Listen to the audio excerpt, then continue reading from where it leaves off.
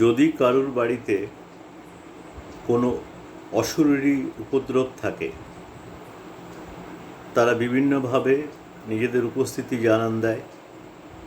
দরজা জানলায় খটখট করা বা বিভিন্ন রকমের গন্ধ পাওয়া যায়, যেমন আর কি চালের গন্ধ, গোবিন্দভোগ চালের গন্ধ, এগুলো পাওয়া যায় যদি কারুর বাড়িতে অশরীরী উপদ্রব থাকে, বা বিভিন্ন রকমভাবে উপদ্রব ওনারা করতে পারেন।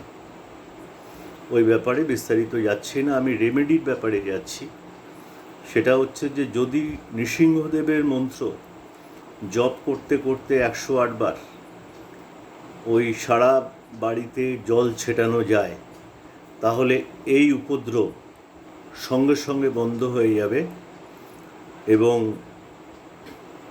আর দীর্ঘদিন দেখা যাবে না, হয়তো একেবারেও না দেখা যেতে পারে। তো এখানে এই ওপেন ফোরামে আমি নৃসিংহদেবের মন্ত্র দিলাম না। যদি কারো দরকার থাকে আমার সঙ্গে 9831305513 এই নাম্বারে যোগাযোগ করতে পারেন। নমস্কার।